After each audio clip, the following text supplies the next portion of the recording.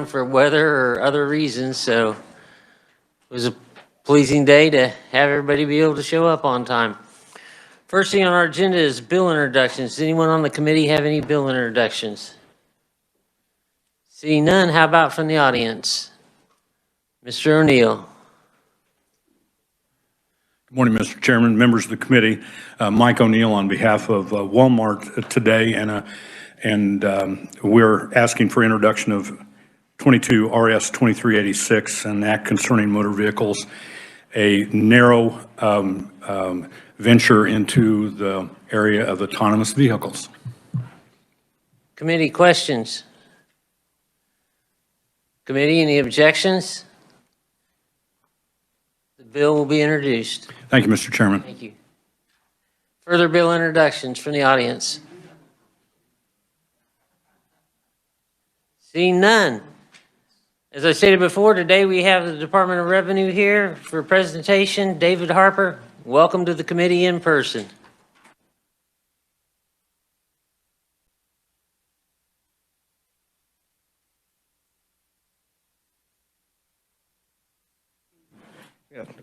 David Harper with the Division of Vehicles, and that's funny you commented on that. I was thinking the same the other day. It's my 5th time up here, which doesn't seem possible. Doesn't seem like I've been with the division that long, but yeah, every time we're closed for snow or something. So I recalled the same thing. But do want to share? We appreciate you letting us come in today and the invitation.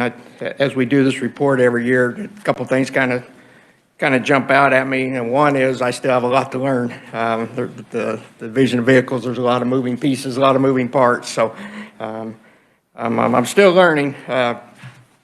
The other thing that jumps out at me is I just want to comment and compliment the staff at the Division of Vehicles, our staff. I hope you realize how hard they work for the citizens of Kansas, and what a good job they do.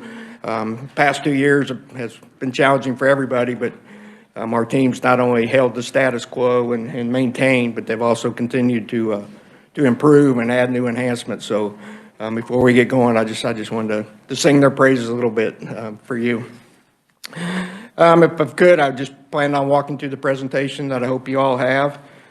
So I'll start out on page 2, and this is just kind of the overview on the makeup of the Division of Vehicles. We have 382 positions. Not all are filled, but we have 382 currently funded positions within the division.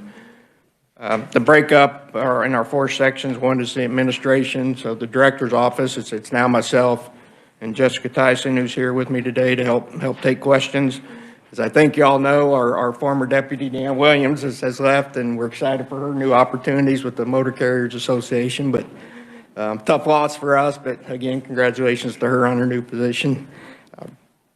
Also within administration, we have 2 other teams. One's a training team, one's a quality assurance team, and I'll visit just a little bit more in detail on those later. Vehicle services, this makes up about 14% of our total staff, and that's managed by Leanne Phelps, who has joined us online, I hope, and will be available to help answer some questions if you have those on her operation. Vehicle services primarily deals with anything with vehicles. The titles, the registrations, we partner closely with the 105 county treasurers and work closely with them and their duties. So we work with the Dealers Association, commercial vehicles, rental vehicle fleets. So a lot of activities under Leanne's watch. Then in driver services, we broke this out about 1.5 years ago to 2 different sections. One's driver solutions sections, and that's managed by Lacey Black, who's also joining us virtually. And driver solutions makes up about 10% of our staff, and that group is primarily a customer rep team that's based out of Topeka that assists drivers that have some issues with their license, maybe a suspended license, some fines, some kind of infractions on their license. They're the team they go to help get eligible drivers back on the road. And then our big piece takes up most of our staff is our driver's license services, and that's managed by Kent Selk. Kent was planning on being here this morning, in person. Got a text from him earlier this morning that he's not feeling well today, so he's playing it safe and staying home, and which doesn't happen very often. So I hope he gets feeling better. But can't say enough for the job Kent does and his knowledge on the driver's license and CDL program. But that makes up about 74% of our total staff, and that includes Topeka staff and then staff spread out over 40 offices across the state. We also partner with the counties on driver's license services, where 78 counties offer some sort of driver's license services in their courthouse. Typically, that's renewals, and it's a great service, a great partnership for them to be able to do the renewal there where they live if they choose. But about 90% of the transactions related to driver's license are done through the state offices. So I move on to page 3, and I'm going to start with driver services. These are just some numbers, just to give you an idea of the volume of transactions we do throughout the year. We're comparing 2020 year to the 2021 year. A couple numbers I'll just point out as you see in the top row. We have driver's license renewals, new driver's license. That number increased from 20 to 2021. This is something we would expect. If you recall, we had a extension on renewals last year that expired at the end of June of 2021. So a number of transactions that would occur last calendar year actually occurred in 2021. The other number I point out down at the bottom, I mentioned the driver solutions team and basically being at the Topeka call center. If you see, there's a total phone calls for driver solutions, and then the far right bottom, there's total number of customers driver solutions assisted in the field. And Lacey and her team has now put in some driver solutions teams located in our larger offices across the state, which has been a bonus for the customers who are trying to get some resolution issues. In the past, they would have to come into a DL office. That examiner may not know the driver solutions piece. They'd have to call to Topeka while the person waited. So now having these people in office, we've been able to assist over 12,000 people in office with driver solutions related issues. Page 4 is a map that's just showing the location of our driver's license offices across the state. And I know this is small, but we did just want to share with you where we're located. A couple things to share. We were shut down about 4 to 6 weeks in the spring of 2020. After that, the driver's license were opened back up and have been open ever since. So we are operating in all our state driver's license offices. One thing that we did shut down in the spring of 2020 was our travelers. So we have 5 or 6 locations where we send someone from a DMV to a county treasurers on rotating schedules to help them out with transactions. In the spring of 2020, we stopped that, one due to staffing, one just due to the health concerns of sending someone from one location to another. But now we have resumed that and resumed the traveling where we're sending what we call the travelers, DLEs, to help counties with more complex transactions.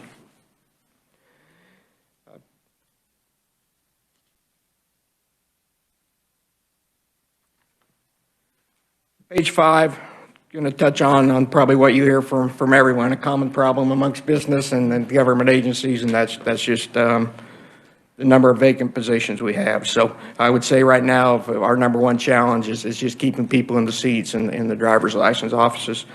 You can see below, we just shared the number from 12/24 of 2021, where our biggest impact is in driver's license services, where we have 12% vacancy, opposed to a year ago where we had 4% vacancy. This is a continuing problem. Again, we're not unique for us, but something we work with daily, and Kent does a great job managing that along with his regional managers across the state. You know, I do, again, want to take another opportunity to praise our staff a little bit. Our driver's license examiners across the state, nothing but respect for what they do. If you think about it, in a lot of ways, they're the face of our agency, face of government, really, state government. When people deal with them, probably more than most state agencies they come in contact with. So those people are on the front lines dealing with customers every day. In our employment challenges and hiring challenges, we typically hear two things: salary and then flexibility in schedules. So when we post positions now, we get many more applicants for positions that have the option to work remotely than the ones that have to be in the office. And driver's license examiner, there's no flexibility there. They have to be in the office. So I will tell you, our positive reviews on the customer service far outweigh the negative. So I just want to compliment them. They've been there on the front lines every day and do a good job representing the state. We have on page 6, we'll just show you, we have been faced with some temporary closures. So this is what we've had in December and January of this year, and it's picked up. These are the majority of the closings we've had. Typically, these are due, most of these have been due to illness with the staff. Some of them have been done due to facility issues that are out of our control. I will say, fortunately, or maybe unfortunately, we've gotten very efficient at closing down offices, notifying customers that their appointment's going to be rescheduling it for them, getting the office clean, and getting the office open the next day. So if you notice, most of these were one-day closures. The ones that went longer were typically because it was a small enough office that the entire office was down and we didn't have enough people just to reopen. So I will also say we believe we err on the side of caution. Right when COVID broke out, we implemented where we have plexiglass in all our offices. Our examiners are behind plexiglass. They're wearing masks. We're trying to do the social distancing. If you walk in a driver's license office today, it looks much different than what it did if you would have walked in 3 years ago. Chairs are spaced further apart. The amount of customers in the offices are limited.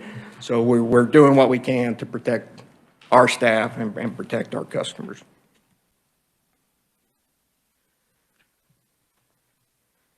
Page 7, and this is just off our website, and it's a list of our appointment services.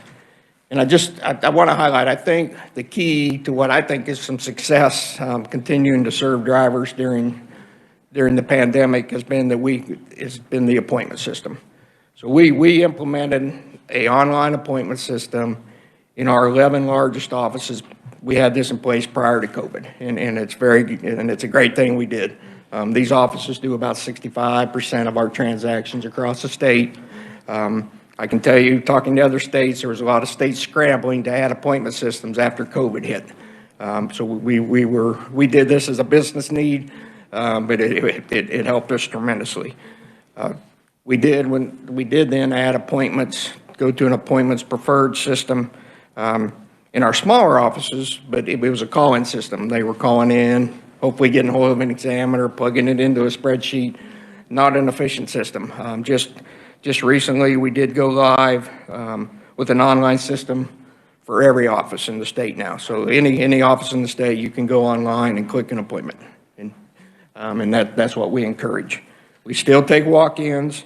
Our latest stats show about 65% of our customers are through an appointment, so we still take the walk-ins. I don't know whether it's because of the size of the office or because the larger offices is having appointments more for longer and people are used to it, but in the larger offices, it's over 80% usually appointments. Overall, it's about 65%, so we hope that number will continue to grow as people become more familiar with that system.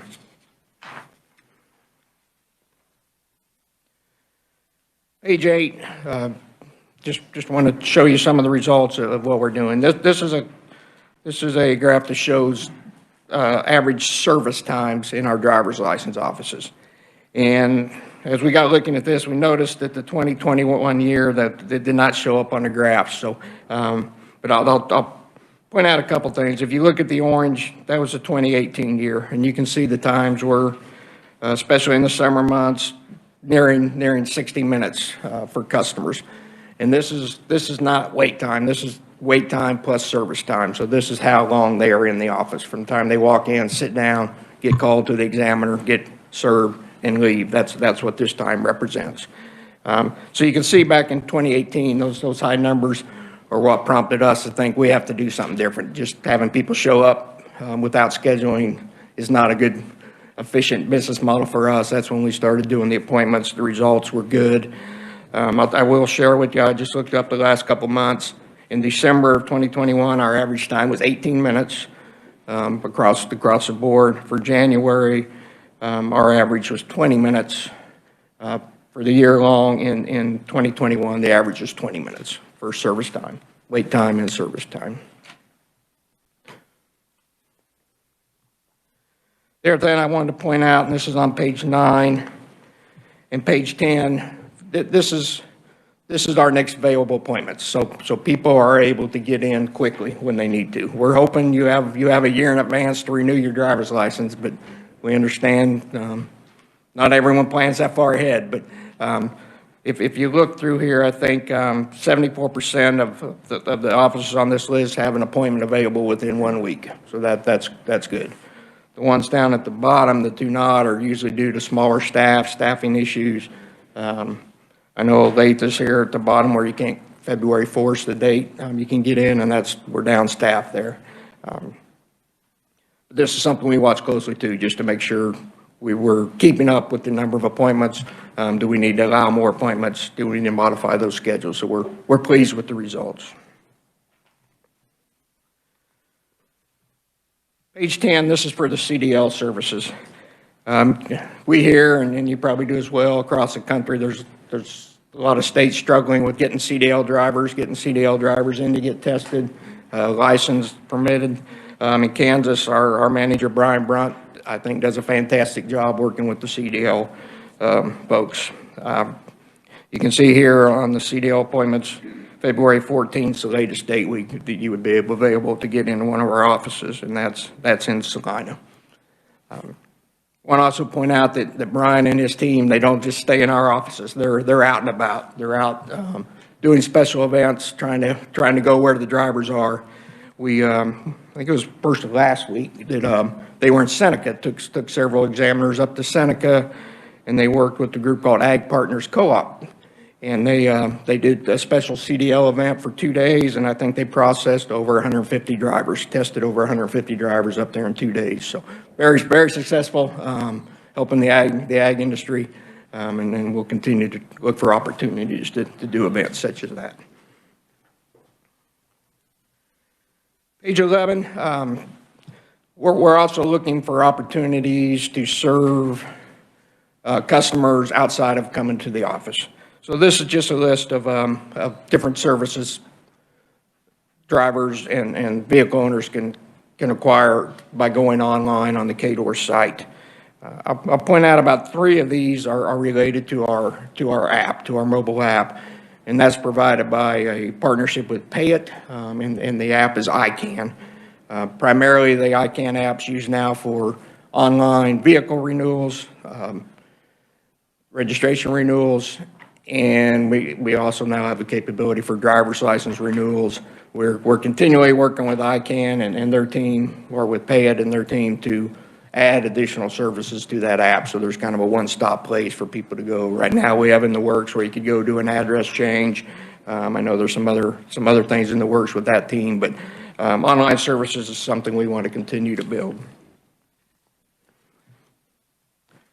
Page 12, this is a chart showing the number of online renewals we've had for driver's license, and this is nowhere near where we want it to be. On driver's license, this is only about 3.5% on average of the total renewals we do, and we think it's a couple things, or a few things, I think. One, this is still fairly new. It was new legislation, I believe, a couple years ago, so people are still becoming familiar that it's out there. The other thing I think that's had an impact is the Real ID and the implementation of the Real ID. The first time you acquire that form of identification, you have to come into the office. So a lot of these people on their next renewal cycle hopefully will take advantage of the online renewal. You know, there's the age restriction, which I don't know how much impact we've heard from a few people that it's 21 to 65 can renew online. We've heard from a few people that say we're over 65, we're at the highest risk for COVID. Why can't we do it online? Those people we've worked with. It's been a few enough numbers. We've worked with them individually to help them renew and then keep them safe. But we're looking to ways to expand this. I think we're hopefully maybe coming to you with the request this year. Right now, you cannot do your ID renewal online. I think that maybe that was just an oversight on our part. It's a driver's license only. In our opinion, there'd be no reason why you couldn't renew the ID as well. There's less restrictions on and requirements for that, so that'd be something we'd like to probably talk to you about this session, see if that'd be a change we could make. Page 13, want to visit again. We're trying to be out and about as much as we can do safely. So these are a few partnerships we have started. I'll start this off by saying, number one, we probably 2 years ago implemented what we call a mobile unit. So it's 4 driver's license examiners that have equipment that they can pick up and haul out and go do the same transactions remotely that you can do in a driver's license office. We implemented that before COVID, and we're very excited it was going to take off and go, and then COVID hit, and of course, then we were much more restricted on where we went. But that team's been very valuable to us. They've helped out in the offices as we've been short-staffed. They've gone out and done special events at places like the universities. Is very popular to be on site where students can renew. You don't have to renew in your home county. You can renew anywhere. There's a couple senior centers, one in Overland Park, wants them back all the time to help them get their IDs, and they don't have to go out and go to our offices. So they've been very valuable. But some of the other partnerships we've working with AAA, so where we send members of these teams to the Lawrence office and the Wichita West office, typically once a week, and people can go in there and renew their license in the AAA office. We just had a meeting last week with AAA about how to better promote this.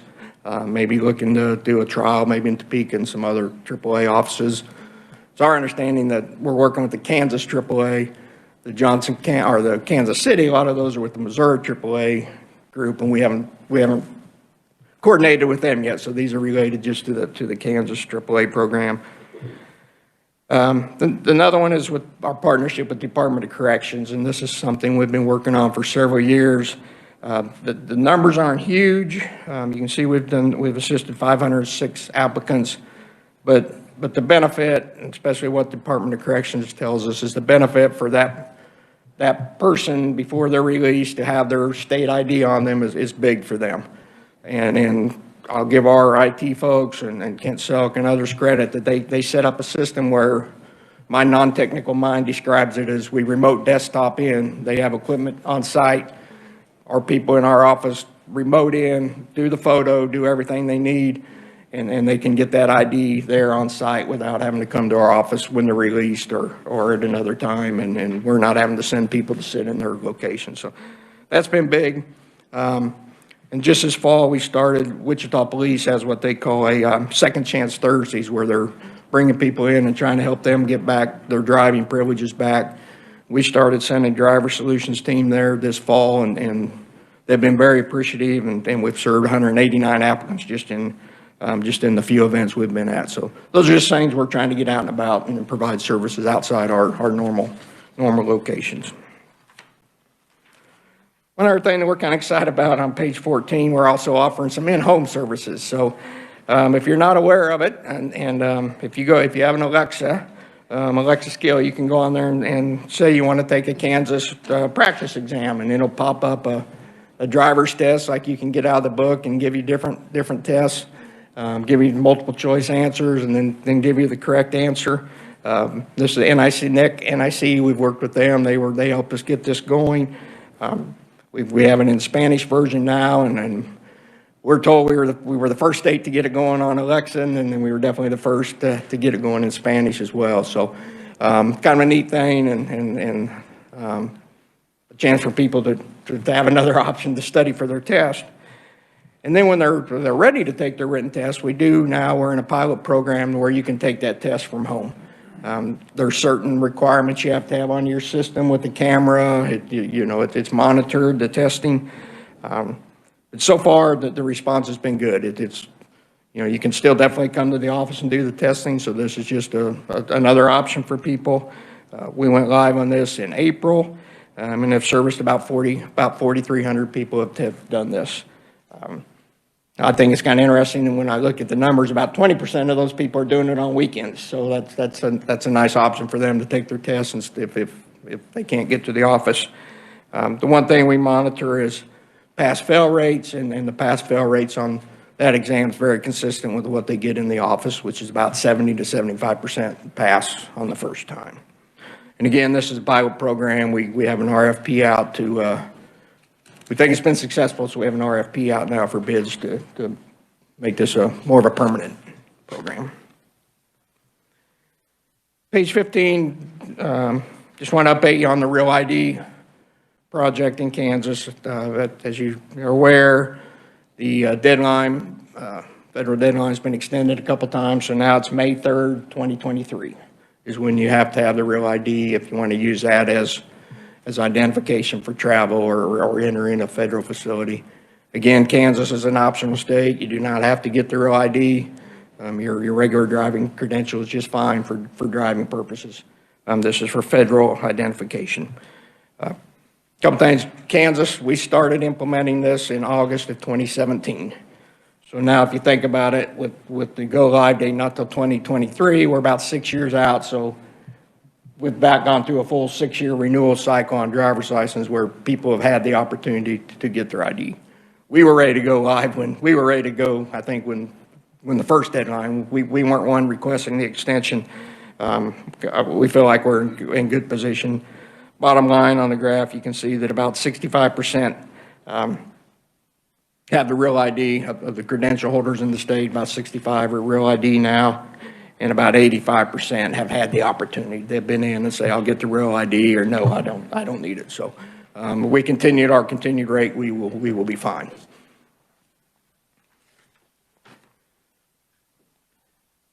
You know, that's kind of our driver services. I don't know, Mr. Chairman, if you'd like to pause for a minute to see if there's any questions on that section before we move on. Yeah, questions committee. Senator Dietrich, then Pittman, then Tyson online. Thank you, Mr. Chair. Thank you for your presentation. I've had great luck getting people to help when I've got constituents who have issues with some of their driver's licenses or tagging or whatever. So you were talking about the Real ID, which I do have one, and it will expire in 2023. How are we notifying constituents now that their licenses are expiring? You used to get a postcard in the mail or something from Department of Revenue to tell you to go in and renew your license. What's the process now? We still do the postcard. We came to you last year and you approved to where we can also now have people opt in for an electronic notice that your renewals coming due. So we're trying to promote that with our with drivers that instead of getting that yellow postcard, they can get a email from us notifying them of that renewal. So now we have the two, and it's going to be one or the other. We're not going to continue to send postcards if they want to opt in to the email notification. Thank you. May I follow up with just one? Yes, you may. So how do you opt in for the email option? One, anytime you're in our office, we're going to ask if you'd like to opt in, but we're also providing now about any communication we send out. We're trying to provide a contact number and email they can send to us to get them opt in instead of just waiting for them to come in and do it. Senator Pittman. Thank you, Mr. Chair. Thanks for being here. Really impressed with the corrections piece. That's pretty cool. It's a great thing for those guys transitioning. I got a specific issue with a veteran, retired officer. He's an instructor out at Fort Leavenworth, and he's got a very specific issue I really need your help with. Having a hard time getting his Kansas driver's license because apparently there's a citation in another state from years ago, 20 or 30 years ago. They can't find it. The other state's not being cooperative about clearing whatever it was. And so they had a special dispensation for his last license, but he's having this challenge. They're just not working with us as another state. So I really need some help resolving that particular issue. But in a broader sense, do we always block our driver's license process if there's an external state citation out there? Is that a kind of a statute thing? And I guess we do some kind of a search and something pops up. How's that work? As I wasn't familiar with that as part of the process. I would I would never say always, because every case is different. But we're involved in what's called a state-to-state program, so there is a check. And the main purpose of that is to assure one driver's license for one driver, make sure there's not driver's license in multiple states. So there is that check that takes place. As far as violations, I probably have to defer to Lacey if she's online. I'm not sure. Again, I think it'd be case-by-case basis, if you have some. Well, I'm just wondering, do we, in general, are we looking to see if somebody's got a ticket out there, a speeding ticket, and then we block it? Or what's the nature of when do we say you can't have a Kansas State driver's license when something gets flagged? Not sure. If you can tell who's online or not, I'd probably defer to Lacey Black. Lacey is online, but she is muted. There we go. I'm here. Can you hear me? Yes, we can. Okay. Yes, I'm Lacey Black, the manager of Driver Solutions. And yes, David was correct. If someone's being issued a license, we do a national check to see if there is a hold in any other state. So if their privileges are withdrawn in another state, meaning they have a suspension or a revocation, that would stop our process here in issuing them. So the specific case that you have with that veteran, if you want to pass that information along or send me an email, I can look into that one. Okay, so mainly we do block it, though, you're saying only when we have a suspension or some kind of revocation, not necessarily just tickets and things like that?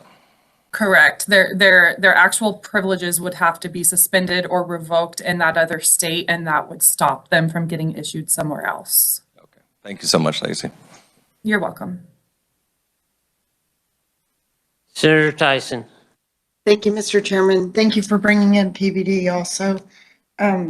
I got to say, thanks for your presentation. And I think I've seen that you now more that you're retired than when you were actually full-time on the job. But I appreciate all your work and dedication to the state. We're having problem with CDL licenses. And I don't know why all of a sudden it has become a major issue, especially in agriculture. Would you be able to speak to that as to why? And then I have another question also, Mr. Chairman. Thank you.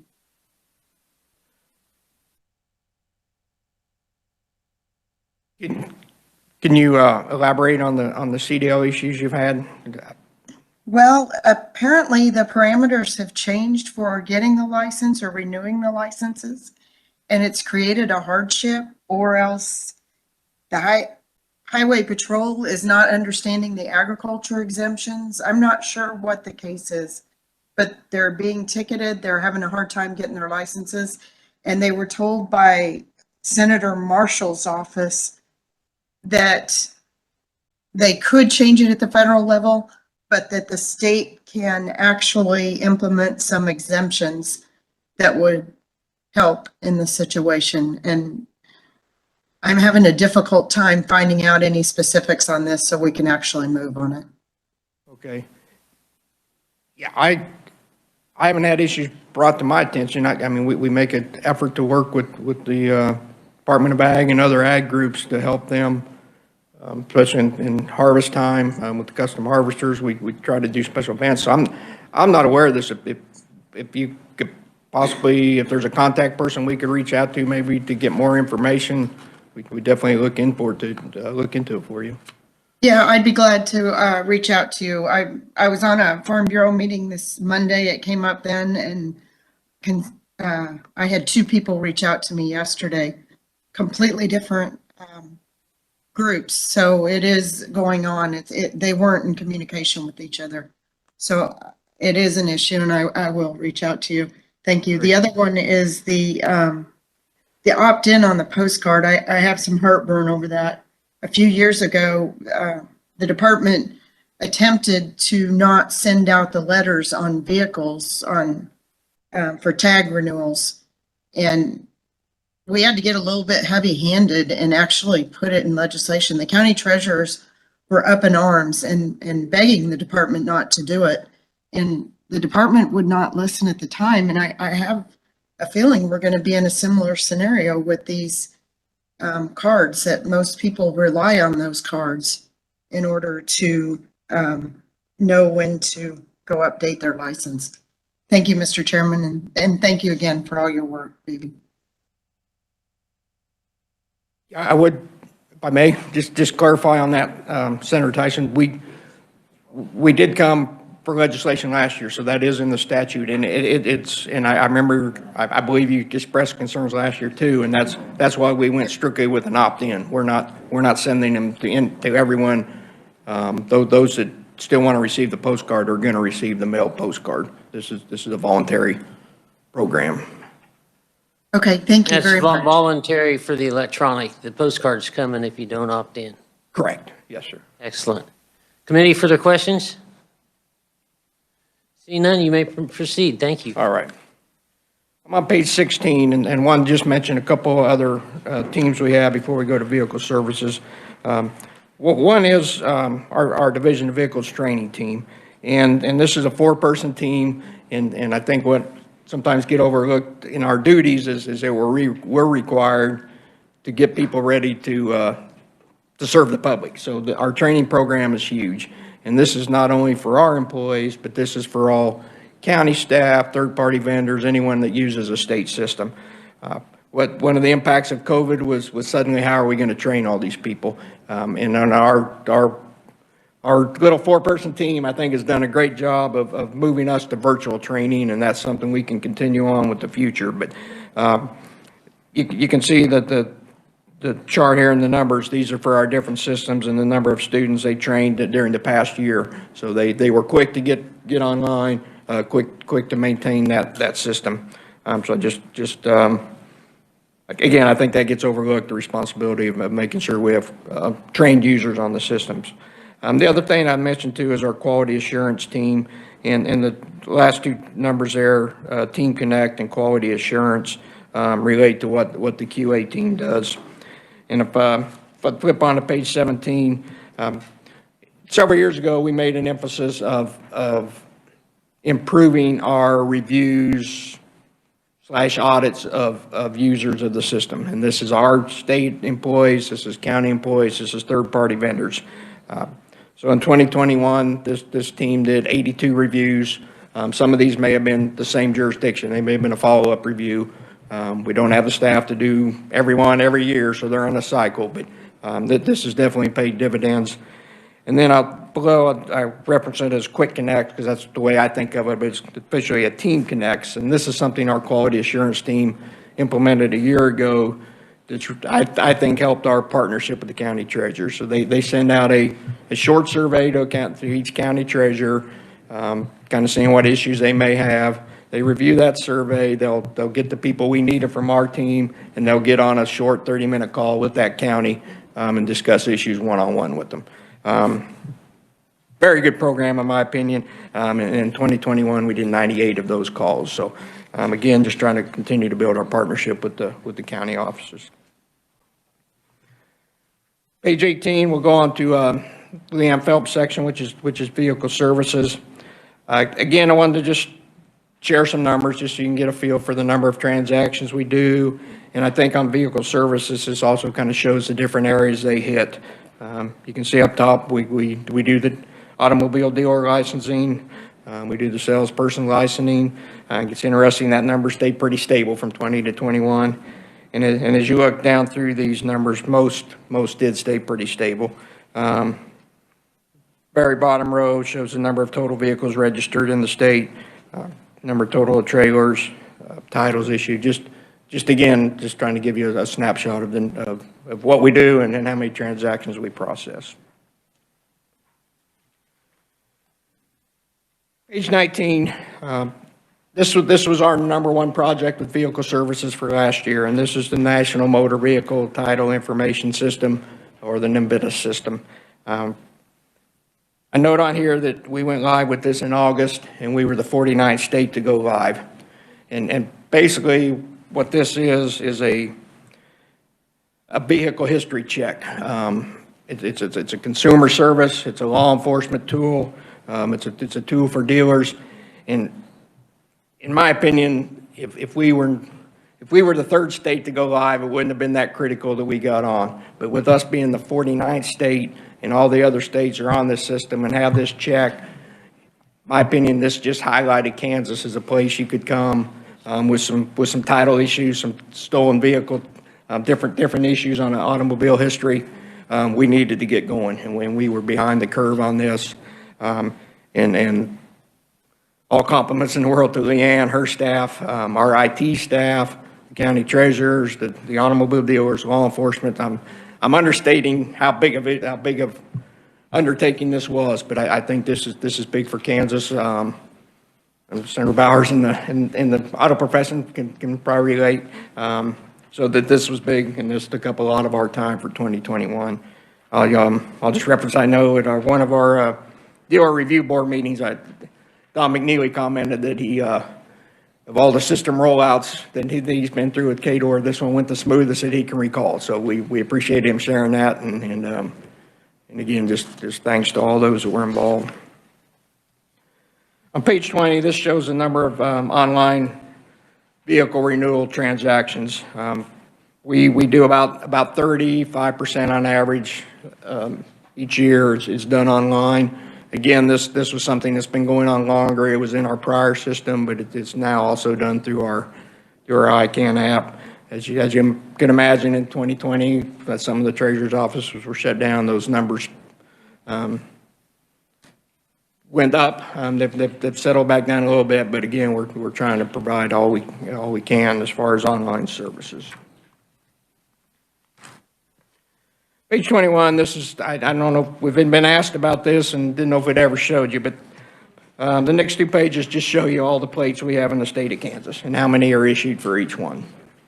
There's 105 different plates by my count that's available in the state of Kansas.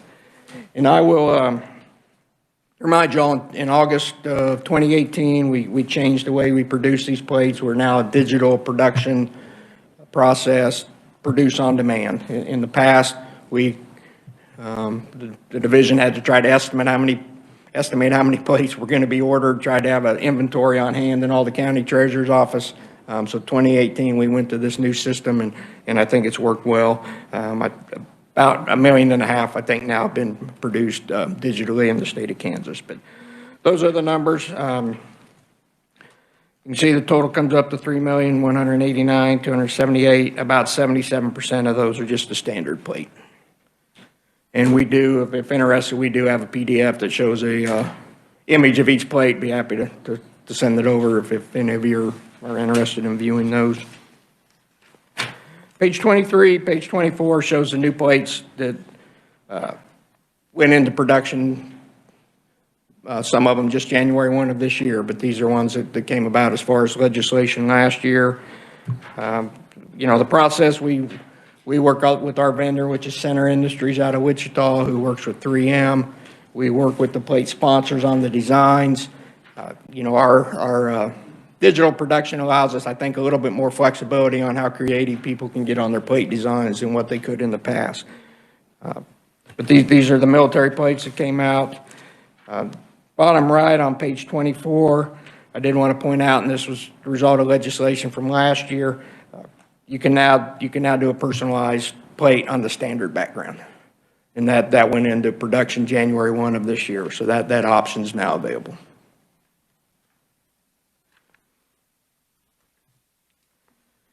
Just kind of looking ahead a little bit, want to talk about some of our priorities. I'm on page 25 now. License plates, we're continuing to monitor the conditions, the quality of the current plates. We had some issues on the production of these military plates where we didn't think they came back quite to the quality we needed. Worked with Center and 3M to improve those. There was a few already out that we're gonna replace at no charge for the customer, but we monitor that. The condition, we try to work with EdComp, with the law enforcement agency, and he does some informal surveys with his agencies on the readability of the plates on the road. Are they the quality we need them? I'll remind everybody if someone does have a plate that's needing replaced, they can do that at their county tag office, and there's a $2 fee for that. Big issue we've had, and this has been brought in the past, and when we're addressing, it's on our list to have done by the time I'm here next year, or we're here next year, and that's there are some duplications of plate combination numbers. They're not on the standard plates, but they're on the special plates. And this is a pretty major system enhancement to our mover system, our motor vehicle registration system, to eliminate. We need to create more combinations. So that's what Leanne, her team, IT's all working on. That's on our IT priority list for this year, and one we plan to have addressed by the end of this year.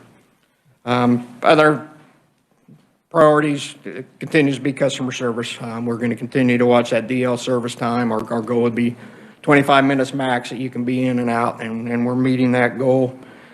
We also, our call center efficiencies. Lacey and Jessica, just in November, they implemented a over-the-phone payment system for those driver solutions people. In the past, somebody would call in and they'd say, well, we can help you, but you got to pay this fine, pay this off. They'd have to hang up, go online, make the payment, call back, hope we get the same person. So it may seem like a small change, but it's been a big change to where they have them on the phone, they can take that payment.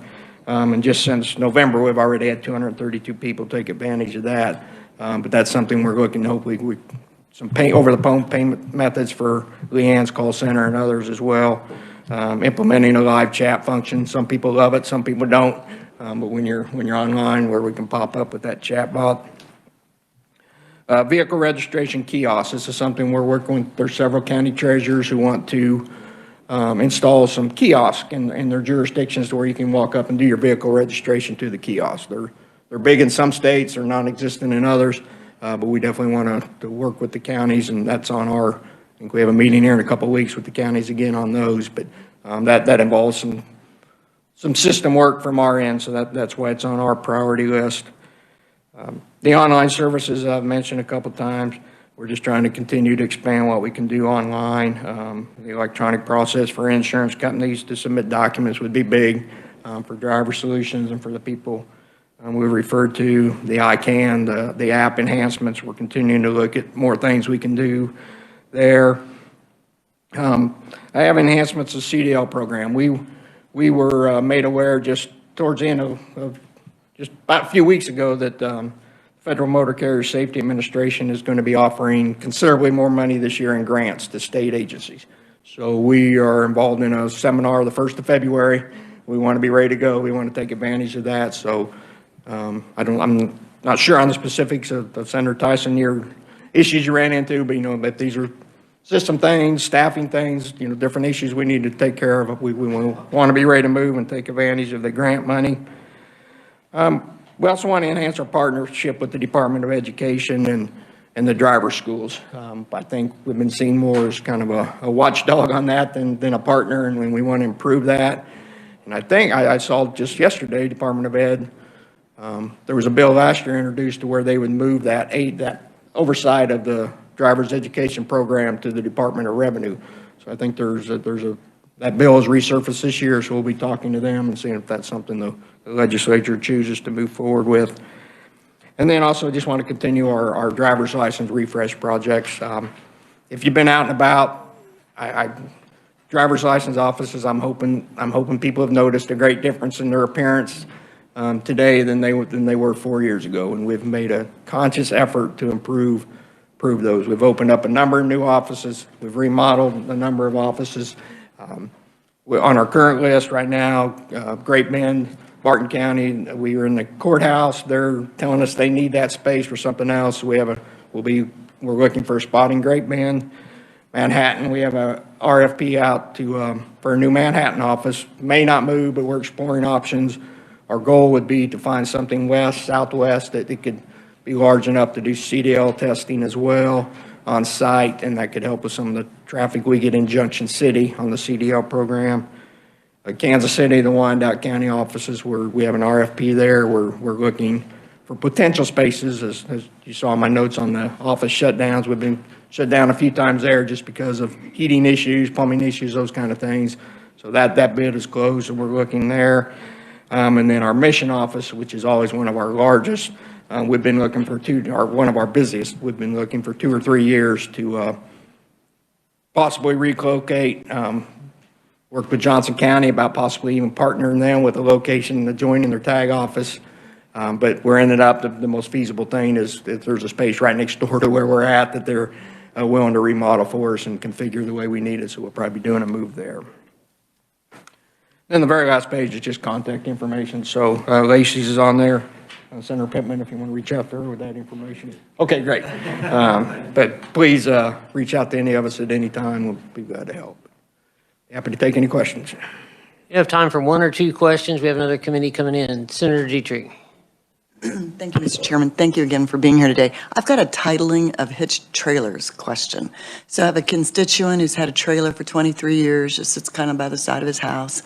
And his concern is that the appraised value of that is being assessed. The appraised value isn't the concern, the assessed value. It's being assessed at 30% when personal property, real estate is at 11.5%. Is that a regulation, a statute? Do you know? Well, it wouldn't be real estate then. It'd be A personal property. Did I say real estate? I'm sorry. Okay. Personal property. It's in statute, and then actually the assessment rates are in the Constitution, but Have you heard that as an issue before? no, I have not.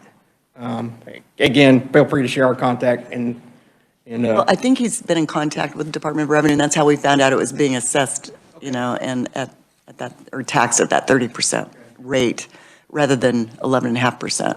I just wondered if that was something that you have any history on? I do not. Okay. But, we'd be happy to follow up with them. I do not have any history on that. Okay. No. I think there might be maybe an opportunity to make that a little fairer. Okay. Yeah, Might I'd be sure looking welcome at maybe that. a little more detail on Okay. it. And, All right. it'd be kind of a combination between the property valuation side and the division of vehicle side, so we can get both sides, Okay. maybe offer Thank some you. suggestions. Thank you.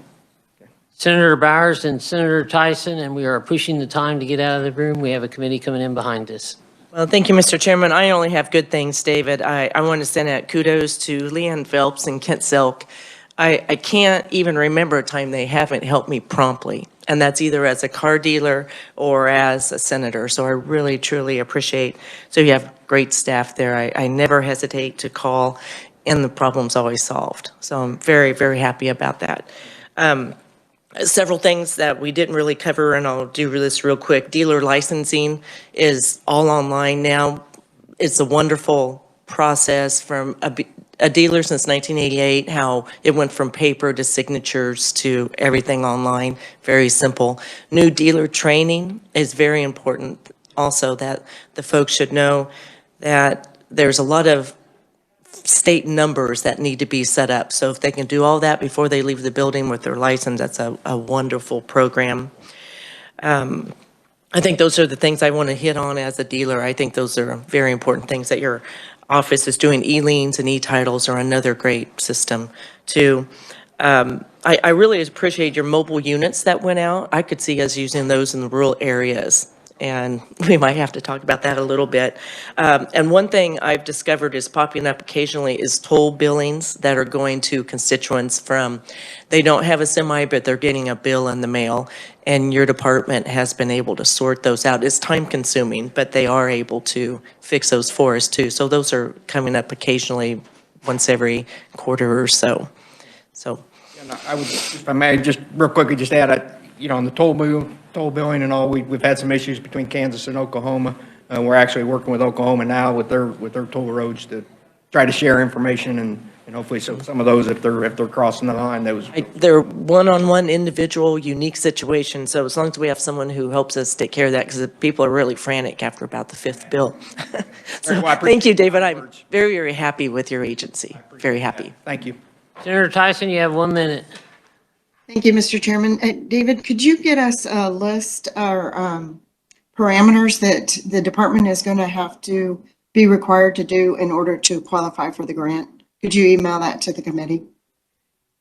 Yes, and it may be after the first week of February, if that's all right. We have a seminar the first week of February to learn more, and we'll get those information then, and we'll share them with you if that's timing. That would be wonderful. I just want to know what kind of hoops the state's going to have to jump through to get that money. So thank you, Very good. Mr. Chairman. Thank you, David.